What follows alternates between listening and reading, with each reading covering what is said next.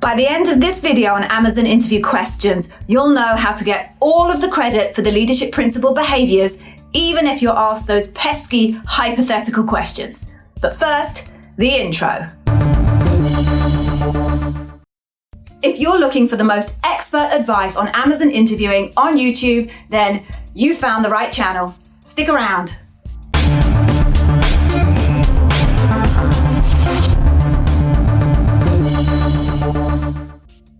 I'm Gigi, and I am the Amazon interview whiz. I was a senior leader and bar raiser at Amazon.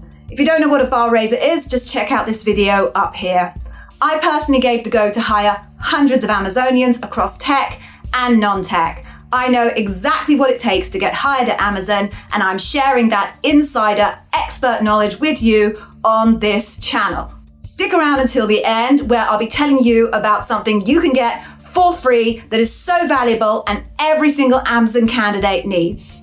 Let's get started.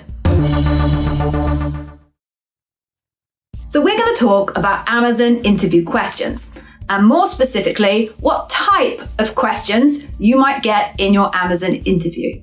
Now, in theory, there should really only be two types of questions that you're asked at an Amazon interview.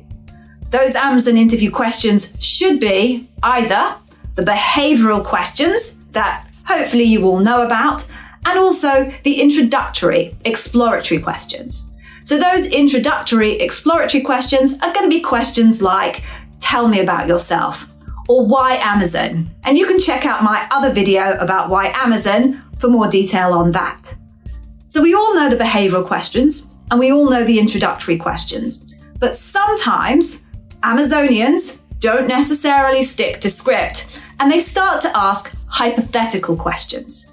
Now, the reason why they're not really supposed to ask hypothetical questions is that Amazon's philosophy is that the best evidence of what you're going to do in the future is based on what you did in the past. So they ask the behavioral questions, tell me about a time when, to try and pull that evidence in from the past. If they can see you've done it in the past, chances are you'll do it in the future. Now, the Amazon interview training, Making Great Hiring Decisions, specifically tells the interviewer or the trainee interviewer that they shouldn't be asking hypothetical questions, because hypothetical questions aren't evidence from the past that they can assume will apply to the future. But interviewers don't always follow the rules. So you may find yourself facing a hypothetical question. What would you do if?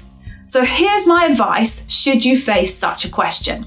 Now, they're really hard to prepare for, right? You'll have prepared for the behavioral questions. You'll have your examples from the leadership principles. So my first tip is, if you're faced with a hypothetical question, try and turn it into an actual behavioral answer. So if the hypothetical question aligns to an example that you've actually had in the past, use that example. Say something like, well, actually, I have an example from my past that quite matches that question you've asked me. So this is what I did at the time. That's the best melding of the hypothetical that the interviewer has asked you and the behavioral that is really meant to be the evidence that is used in debrief or post-interview to assess whether you should move on or get a hire. Now, if you don't have an example that matches the hypothetical, which is very possible, the next best advice that I can give you is when you provide your answer, having spent a couple of seconds, I hope, thinking about it, when you provide your answer to the hypothetical question, you think in terms of the leadership principles. So what you might do in terms of earns trust, customer obsession, dive deep, deliver results. When you're answering that hypothetical, try and use the language of the behaviors that you have learnt in terms of the leadership principles. So although it's not going to be the specific behavioral evidence, it will be evidence that is very clearly landed in the language of Amazon. That will make a big difference when it comes to actually assessing your performance, because the assessment of your performance is always meant to be based on the leadership principles and the behaviors that you have articulated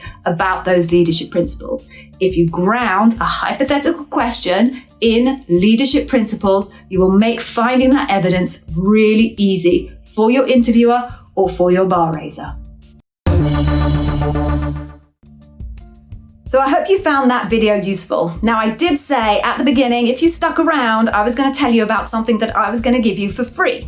Well, I'm giving away my Customer Obsession Leadership Principle Masterclass from my academy to you completely free. It includes everything you need to know to absolutely ace the questions that you're asked about customer obsession at your Amazon interview. Just check out this video. Thank you for watching. Don't forget to subscribe.